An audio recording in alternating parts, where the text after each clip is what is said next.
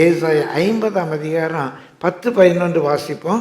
உங்களில் எவன் கர்த்தருக்கு பயந்து அவருடைய தாசனின் சொல்லை கேட்டு, உங்கள் பாஸ்டருடைய சொல்லை கேட்டு இந்த பிஸ்னஸ் செய்ய, இந்த பிஸ்னஸ் செய்யாது, ஏதோ ஒன்று சொல்கிறார். தனக்கு வெளிச்சம் இல்லாததினால் உனக்கு அதில் வெளிச்சம் இல்லை, இருட்டிலே நடக்கிறானோ. இப்போ அவன் நடக்கிறான், இருட்டில் உட்காந்துடல, நடக்க ஆரம்பிச்சிட்டான். அதெல்லாம் முடியுமாங்க? நான் குன்னூரில் ஒரு ஜாப் இன்டர்வியூ பாஸ்டர்கிட்ட சொல்லிட்டு தான் இன்டர்வியூக்கு போனேன். இன்டர்வியூவில் செலக்டட், பெரிய மாண்டவில். அங்கே நான் லேண்டில் வாங்கிக்கிட்டு இருந்த என்ன சம்பளமோ அதே மாதிரி டபுள் ஆச்சு. இன்றைக்குள்ள கணக்கில் அங்கே சொன்னால் அங்கே 1 லட்சம்னா அங்கே 2 லட்சம். அங்கேருந்து ஆர்டர் வாங்கிட்டு அங்கே உள்ள ஒரு பெந்தகோஸ்து சபையில் போய், நான் இப்படி பாஸ்டர் சுந்தராட்ட டிரான்ஸ்லேட்டராக இருக்கிறேன், இப்போ இங்கே ஸ்டெயின்ஸில் நான் வேலைக்கு தரப்போகிறேன், உங்கள் சபைக்கு நான் வரலாமான்னு கேட்டேன். அவருக்கு ஒரே சந்தோஷம். அதெல்லாம் பேசி முடிச்சுட்டு கீழே வரேன். வந்து பாஸ்டர்கிட்ட என்னாச்சுன்னார்.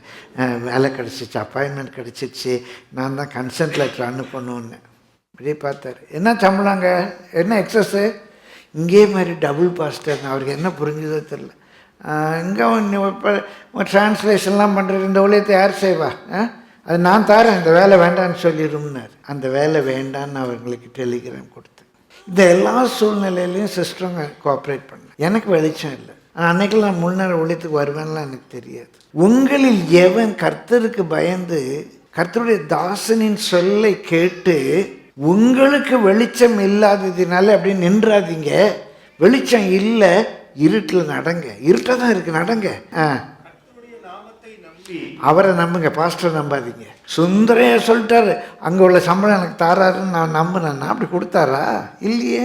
தன் தேவனை சார்ந்து கொள்ள கடவுள். தேவனை சார்ந்து கொள். இதோ கொளுத்தி, உடனே எனக்கு இருட்டா இருக்கேன்னு சொல்லி ஒரு தீக்குச்சியை கொளுத்தி அக்கினி பொறிகளால் சூழ்ந்து இருக்கிற நீங்கள் அனைவரும் உங்கள் அக்கினி தீபத்திலும் நீங்கள் மூட்டின அக்கினி ஜுவாலையிலும் நட. இப்போ உங்களுக்கு ஒரு வெளிச்சம் கிடைச்சிருக்குல்ல, நீ அந்த வெளிச்சத்துல நட.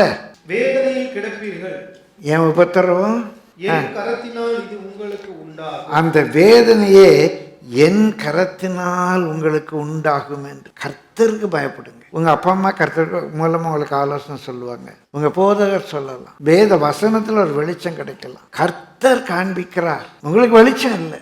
என்ன ஆகுமோ எப்படி ஆகுமோன்னு தெரியாது. கர்த்தர் நடத்துவார். லெட் கம் வாட் மே, கர்த்தர் நடத்துவார்.